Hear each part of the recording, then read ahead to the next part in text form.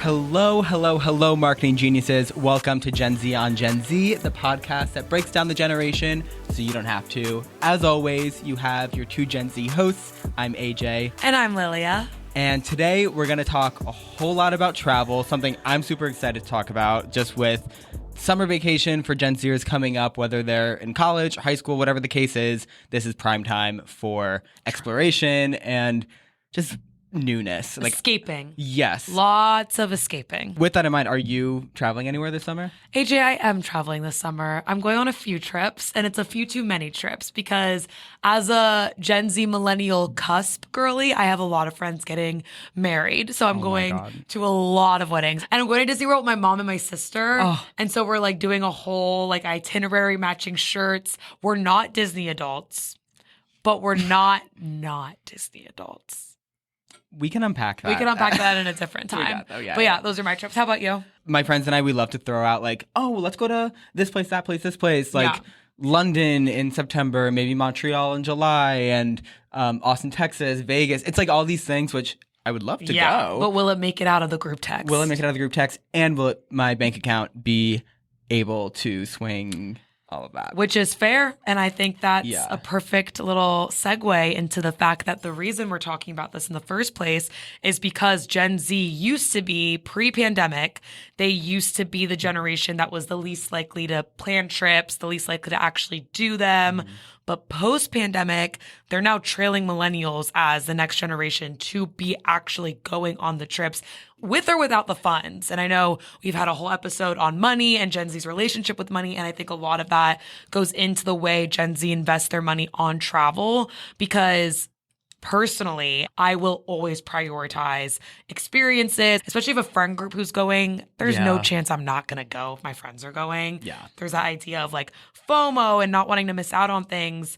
And interesting stats here, according to Expedia, 72% of Gen Z prioritizes experiences over possessions, which I relate to. I don't know about you. Absolutely. I don't know about you. For me, it was more of a transition from material items and that bringing me joy to the fact of when I finally changed my mindset of I'm going to cut down on my spending on new clothes every month and things like that and actually redirect it to concerts and travel. And I've become a happier person. Yes, and it literally has longevity for your health. So I'm just saying yes to stuff and we'll see what happens. I'm right there with you. I also had a shift. The pandemic taught us it's tomorrow's not promised. You don't know necessarily where you're going to be in a few years. So being able to really sit in a moment and invest in experiences with the people you love just feels very important. Yeah. And I think according to the stats, a lot of Gen Z relates to that. There's another one that I want to mention. Booking.com did a study and 74% of Gen Z cite personal growth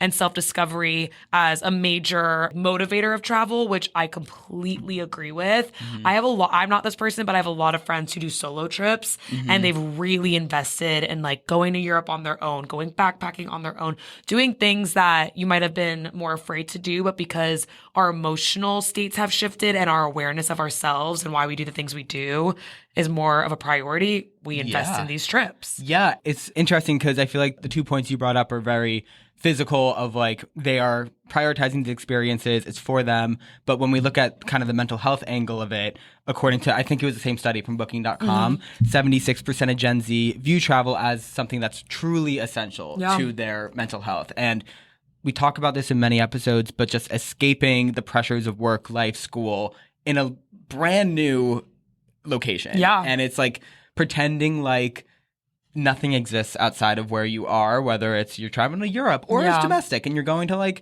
Jersey for the weekend. It's the same kind of physical escape that allows you to mentally escape. And we just know, just in Gen Z culture at large, we're just stressed out of our minds. Very stressed. Especially the Gen Zs in college and high school. 67% in particular, according to the APA, of Gen Z report high levels of stress related to school and 54% about work. And it's not decreasing anytime soon. So it's a matter of how can we escape in our own sense of the word to leave that stress behind us. And this summer is just the summer of travel and the summer to do it. And the summertime, obviously, because of summer vacation for schools, that's a tangible manifestation of getting a break to travel. But I think summer also comes with such a rejuvenated energy. There's a shift in mindset. People just act and feel different when the summer season comes. Literally just in New York last week when it started getting to like 80 degrees. Personalities changed. Feral. Everyone was like beyond. Out and about. It was the most wonderful You're like experience. Meeting new versions of your friends. You're like, haven't seen you in a while. Like, oh my gosh, welcome back. Like, that's when people start booking their trips. That's when people start doing things. And so, I think all of that has to do with this idea and desire to escape and also prioritize pleasure and enjoyment. I think there's so much that brands can really tie in. The fact that Gen Z just wants to blissfully have fun, and any brand that finds an authentic way to tap into that desire will succeed this summer. They will be used and they will be purchased this summer. Exactly. So what we're going to do in this episode today is really break down 3 key travel trends that were brought to us by our friends at Pinterest in their Pinterest Summer 2024 travel report. Thank you, Pinterest. We love you to death. And just a really great report that we're going to break down a little bit and share some tangible ways in for brands. Whether you're a travel brand or a non-travel brand, there's room for everyone in this conversation if it makes sense for your brand. And we hope that you guys can walk away with some tips and tricks on how to reach Gen Z this summer through the angle of travel and escapism. So let's dive into it. Sweet. Lilia, hit it with the first trend. The first travel trend that we are seeing and what we will see more of in the summer of 2024 is adventure travel. So it's in the name. I'm sure you can kind of guess what we're about to talk about here, but it's really all about seeking these exhilarating, adrenaline-full experiences, things that, make you a little nervous, but also excite you in so many different ways. And it's really using those experiences to promote and foster personal growth, showing yourself that you're capable of doing things that maybe you didn't think you were capable of. I recently did this. I was in Puerto Rico a few months ago, and my friends are like big outdoorsy people. I'm not. I live in New York City. I don't do the outdoors very often, but I'm all for doing something when you're traveling, doing it for the bit. And they booked this like insane rainforest adventure hike. It was amazing. It was a 9-hour hike, rope swings, jumping into murky waters. Snakes could be anywhere. Stuff that I would never think I could do. But because it's under the context of travel and adventure and experience, I was motivated by that. Literally 2 nights ago, I was talking to some friends about skydiving and bungee jumping. Oh, I want to skydive. Me too. And it's a matter of a lot of people are traveling to these places because of the skydiving opportunities. It's kind of like tattoo tourism, where you go to a place because you see a tattoo artist in Germany where you're like, I love your work. This will be my souvenir from this trip. And I have it on me for forever.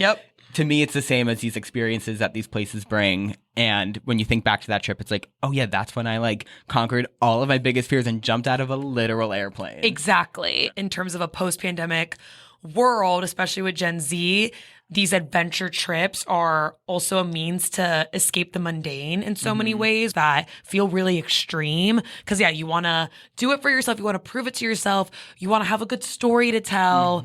People want to post about it. People want to share what they've done. There's so many benefits in terms of that sense of accomplishment we talked about. You feel empowered. You feel like a better version of yourself. And then the feeling you get when you've arrived back from a trip, it sustains. You feel more motivated at work. You feel more excited to do things in your day-to-day because you're rejuvenated from this crazy, crazy thrill-seeking adventure you had just gone on.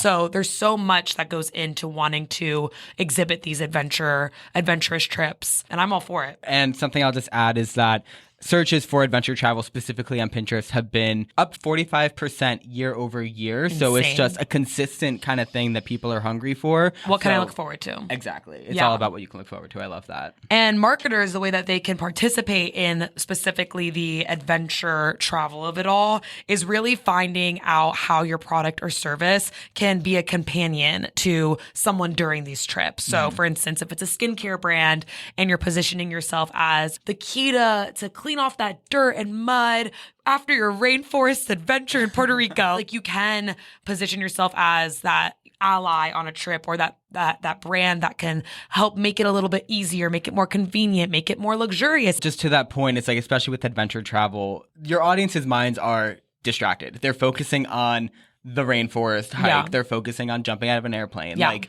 what is that messaging that this brand can give to you to either calm you down or get you like in the mindset that you need, or like do whatever you need to do, have fun, like really like dial up the adventure we got your back afterwards. Yes, like we'll take care of you. We'll set you up for success. I mean, fashion brands do this too. It's kind of like a fashion brand could create a lookbook for your sweet escape, or, you know, finding the athleisure fashion forward way of being comfy while hiking. You know, there's so many ways of doing it. I think a brand that does a really good job at this is Essence, the luxury fashion brand.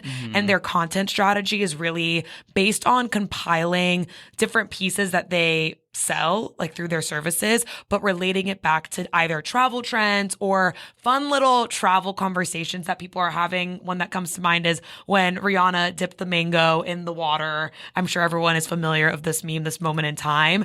And I know that they have a piece of content that has a whole lookbook of these different looks and then a peeled mango on the screen. Like those are the little touch points of cultural relevancy related to travel and related to your product or brand that helps kind of like tell a story of how someone could be better equipped with their trip through the services of your brand. Or even if they're not going to purchase from your luxury fashion brand, they'll at least keep you top of mind, being like, they're the place I want to go to for my travel shopping. They're the place I want to look for inspo during this season of life. I, for one, am obsessed with Essence. I don't shop on it often because it's very expensive, but one day love their socials, and I will window shop on that website till the day that I die. Love. But going back to adventure travel, and it's funny that this is another trend that we're seeing bubble up this summer, but it's the total antithesis of adventure travel. It's quiet life travel. Essentially what quiet life travel is about seeking out those tranquil destinations and experiences that really embrace simplicity, and they position themselves as these digital detoxes for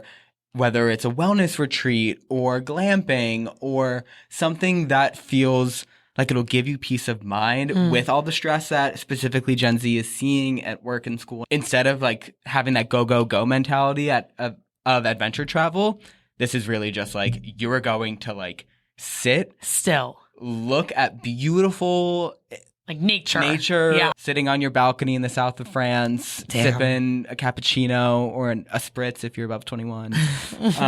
Oh God, I need that. Yeah, I was gonna say that sounds really nice right now. Like, holy cow. And we are seeing, just according to the Pinterest study itself, this rise in searches for quiet life. They've surged by 530%, indicating this growing desire in serenity in daily life. And that's just for quiet life at large. We're also seeing a rise in very specific quiet places and calm places, those types of searches for Gen Z. Even like, I'm just thinking about this through the perspective of Pinterest, as this report is from them. And I don't know about you, but when I'm on Pinterest, the visuals of calm places just like transport me somewhere else. Very grounding. And so even if these users aren't buying tickets to go to these places, they have their like digital sanctuaries where they can feel like they're somewhere else. The desire is there. A key tenet of quiet life travel that I want to touch on that you briefly mentioned earlier was solo travel. So we are seeing that Gen Z is the generation that's most likely to travel solo. 38%, in fact, plan to or typically do it alone, according to GWI. I actually took a solo trip. I was going to say, have you done one? Yes. I went to London 2 years ago. Oh my gosh. It was my first solo trip. I didn't study abroad, so this is my version of studying abroad for like 5 days in London. But I fell absolutely in love, not only with the city and everything, but I tried to treat myself as a local. So I didn't kind of spam my schedule with, I'm going to Buckingham Palace and then like all these different places, these parks and things. That's wise. And just like went to my coffee shops. I bopped around. I tried to go to different neighborhoods and just like spend a day there. I was in a much better mindset. I was ready to take on the rest of the... Yeah, the empowerment was there. Yeah. I think that's the fun thing about quiet life travel. It can be like these serene places that you're going to, again, whether it's like a cabin in the woods or a countryside, or you still feel proud of yourself at the end of the day, going to these uncharted territories or these places that you're not familiar with and like, doing it by yourself. Something else I'll add to this whole quiet life trend is this rise in sleep tourism. So it's really taking quiet life to the extreme. Yeah, we need to hear about sleep tourism because there's going to be some questions on this. Yes. Yeah. So sleep tourism is essentially this sub-trend of quiet life that's really focused on people seeking out experiences that accommodate a robust sleep schedule. Basically, they're finding these places that embrace the quality of sleep for travelers seeking rest, rejuvenation, and overall well-being. We know that specifically across all age groups, this is really interesting, from Hilton's survey that they deployed in October, was that the primary reason for vacationing in 2024 is to rest and recharge. And even more than that, sleep is a main priority. Wow. So that's part of the reason you're seeing more and more Gen Zers not drinking cocktails and they're drinking mocktails. Yeah. Their brunch is the new dinner. It's all of these things that they're slowly incorporating into their travel and just their day-to-day. Yeah.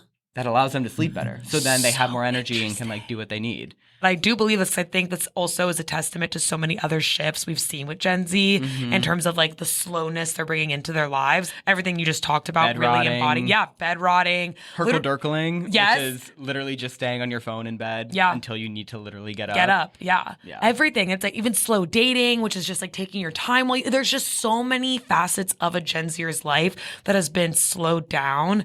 And this part that you've just spoken about is just the epitome of that in terms of travel. It's so interesting. And it's not going anywhere because predictions from HTF Market Intelligence suggest a staggering $409.8 billion surge in sleep tourism between 2023 and 2028. That's insane to me. I think with that said, the ideas of rest and relaxation and slowing down and all the other examples that are separate from travel that we mentioned are things that these brands need to keep in mind. So one example of a brand that comes to mind, or two brands rather, that really speak to quiet life as a lifestyle as opposed to more so of a travel trend is, weirdly enough, Xbox and Calm. So two brands that, again, aren't in the travel industry, but what these two brands did together is that they noticed that gaming and mental health go really hand in hand. So while 96% of gamers agree that it's important to look after their mental health, only 42% of them actually sought out support or mental health help. So what they did was Xbox and Calm created these landscapes and these soundscapes on the Calm app of Halo. It's so the popular game where gamers can go into the Calm app and be immersed into this world that's so familiar to them. And it's not therapy can be scary or other moments of trying to seek out things that you're not unfamiliar with can make you just not want to do it in the first place. But marrying these two worlds together in a way that gamers can really get behind allows them to take a step back out of the hustle and bustle of whatever they're doing or just how intense gaming is. And just immerse themselves on the Calm app. And I think, again, it's a great example of brands that aren't in the travel space but are taking cues of these quiet life and these larger trends that are infiltrating Gen Z culture and adapting them in a way that makes sense to them. Yeah, that's so smart. And I agree. It's really nice when you see brands who don't participate in travel or in what we're talking about find those authentic ways to connect. And it is all based on everything we talked about in this section, the quiet lifestyle, the slow lifestyle. They all tie back to this need to reset and take a break. Yeah, that's a perfect exemplification of them being in touch with who they're speaking to. And one more example I'll give on quiet life or a brand that participates in it really, really well, in my opinion, is, and I'm obsessed with this brand, Vacation. Oh, yeah. But if you're unfamiliar with Vacation, it is basically this skincare and lifestyle brand that's really rooted in 80s nostalgia and Miami culture. Miami Vice. Yeah, they just nail the art direction and everything that they sell.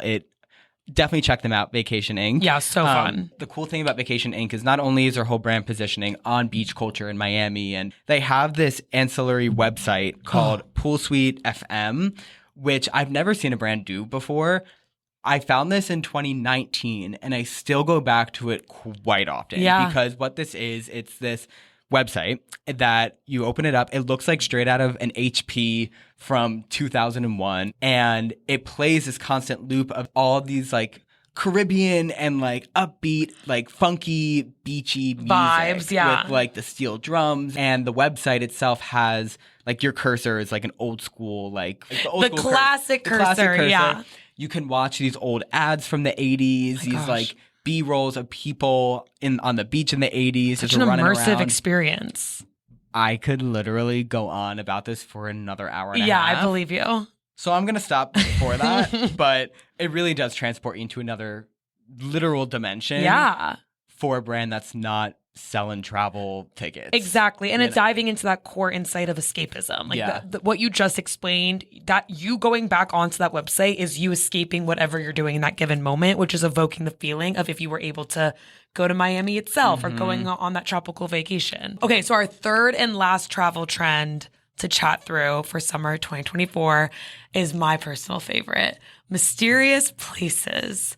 Ooh. Can we add some? Ooh, mysterious places. So what this is a travel trend that's really rooted in seeking out enigmatic and hidden destinations. I think so much of travel and so much what we know comes from social, comes from recommendations, comes from the parts that we know, but there's so much beauty and there's so much mystery in finding the hidden gems, finding the things that people aren't necessarily talking about. And Gen Z really does covet that discovery and figuring out corners of the world that have been yet to explore or yet to be, mainstream spoken about. Mm-hmm. And the growing desire to go to these enigmatic destinations is really this like search for the mysterious locals, the hidden treasures, the allure and the mystery that comes from that sense of wonder and adventure. So it's almost like taking that adventure travel trend and manifesting it into this more secluded and mysterious at its core. It's just mysterious. Because it's a lot of like we're seeing people, especially, on Pinterest and across social, searching more about mysterious places on Earth,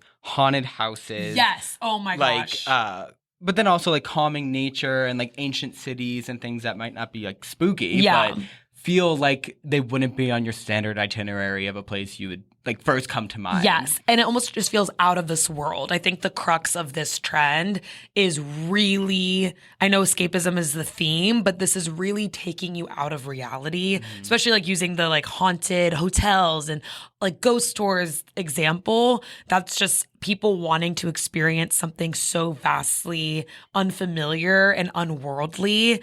There's so much allure and intrigue that comes from not understanding something, but being a part of it. Yeah. I personally love this one because I will always look up a ghost tour no matter where I go. I think it's so fun and I think it's so cool. People also just care about doing things for the plot, right? Mm-hmm. That's such a trend we see with Gen Z. I think all three of these travel trends can really tie into that. Doing something for the plot matters to us. Really is the new way to say YOLO, you only live once. Yes. It's just like our life is a story. We need to look back on it and look back on it in a way that makes us give ourselves a pat on the back. Yeah, like I did that. Yeah. Totally. Okay, fun question for you. Okay. Out of the 3 top trending travel trends, say that 3 times. Top trending travel trends, top trending travel trends. Out of the 3, kiss, marry, kill, adventure travel, quiet travel, or mysterious travel. Oh gosh. I would marry quiet life. Wow. Just so I have like a consistent drumbeat of just like silence in my fair. life. I would kiss. Ooh. I know it's hard. I would kiss adventure travel, and I think I would end up having to kill mysterious places. Wow. I know. I feel I don't want different. like the ghost spirits to like haunt you forever, to like fully entrench your life. Unless I life. marry it, and then it's like they're my friends. Then you're married. Then you married a ghost. Yeah, that's kind of cool. Anyway, mine is so different. I would kiss mysterious travel. Actually, I lied to you. I would kiss adventure travel because I'm an adrenaline junkie. Like I just need like a little like dose of adrenaline every now and then. I would marry mysterious places, mysterious travel. I clearly love it so much. Mm-hmm. And I would absolutely kill quiet travel. I don't know if you could tell by my face throughout this whole episode, but the whole time you were talking about quiet travel, I'm like, couldn't be me. Yeah. I don't like quiet. Well, I think that's like a great testament to the fact that all of these trends that we're talking about are so vastly different. Yeah. Like, yeah, there's similarities between them, but it doesn't mean that your brands, if you're trying to enter the travel conversation and you want to just like reach everyone and try to, prove that you're in it. Yeah.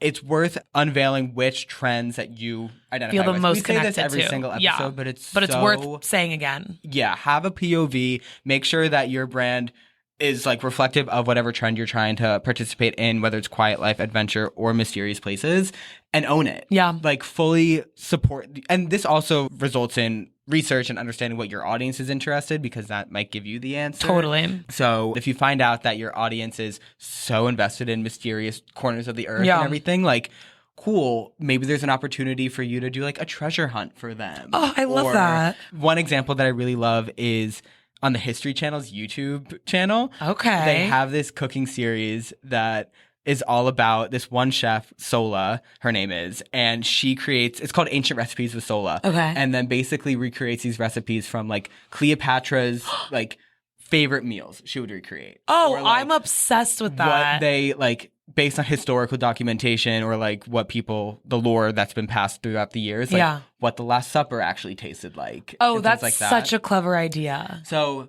with that said, it's like taking these like things and moments that feel disconnected from us and how do we bring that to life into them, if it makes sense again. All right, before we wrap up today's episode. Yeah, what's up? I have a question. What's your question? This is a topic that we've been approached with many, many times, whether from clients or other marketers or just seeing on social, and it is the infamous influencer brand trip. Ooh. So when brands send influencers off to luxury resorts in the Bahamas or to the slopes in the French Alps or wherever it is, all these influencers come together and take pictures with the products and use new products from this brand, et cetera, et cetera. Yeah. I know we've seen a ton of them across many. Social. You either love them or you hate them. Yeah. So I want to know your thoughts on the brand trip. Okay. So it's twofold, right? I personally, as a consumer, I love them because, again, like what we talked about today is escapism. It's this aspirational element of travel. There's so much that goes into why we go on social media in the first place, but why when travel content hits our feeds, I guess you're right, you either love it or you hate it. But I think specifically with influencers, what I love about it is I love watching someone that I have followed or someone that I already like their lifestyle. I love seeing it in the context of a trip. I think it's really fun. I could tell by your face. I'm curious what you think, but I think it's fun to see this like enhanced version of them or just them in the context of a place abroad. And then on top of it, if it's an influencer trip, they're interacting with other creators and influencers, which I also think is really interesting. I obviously have my thoughts on like the money that goes into it and all that. But I think as a consumer, I like eat that content up. What is your thought on that? No, respect. And there is something I will say to the point of the influencer mashups of like all these people coming together. Like even we've recently seen, this is not for brand trips, but Emma Chamberlain and Kendall Jenner coming together for their brand collab. That was so good. Yeah. Paris Hilton and Alex Earl doing that thing together. Love those. Crossovers are great. We're seeing more and more crossovers. I love those. Yeah. I'm here for it. Yeah. When it comes down to the brand trip, I struggle a lot with the content there. Mainly for the reasons that you kind of like ended with of the overabundance and the excess that you're seeing on these trips.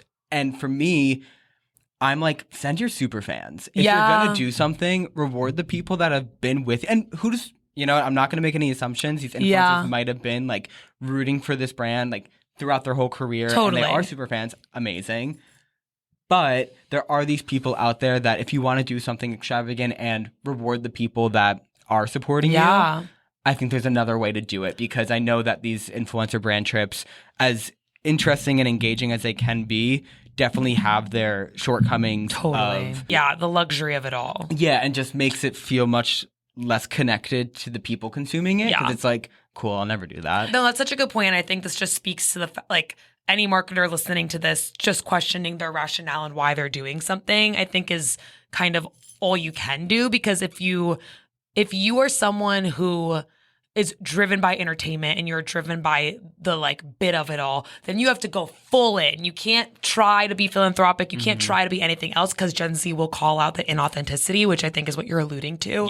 Yeah. Where if it feels really authentic, there are other ways to do it. To your point, like the super fans, sending people who deserve it. I think it really it depends on what the brand wants to get out of it and being really honest with yourself. Yeah. Because there isn't anything wrong with wanting to be this like cultural moment that everyone talks about and making it the most like luxurious, crazy trip of a lifetime, but like full send it if that's what you're gonna do. Don't try to like defend it and make it something it's not, because I think that's where brands get in a tough place that we've seen before. Yes, so agree. Okay, well, I see your point. Yeah, and I'm curious to see what other brand trips are coming down the pipeline this summer. Yeah, this summer. And if they've taken the cues that maybe brands have received.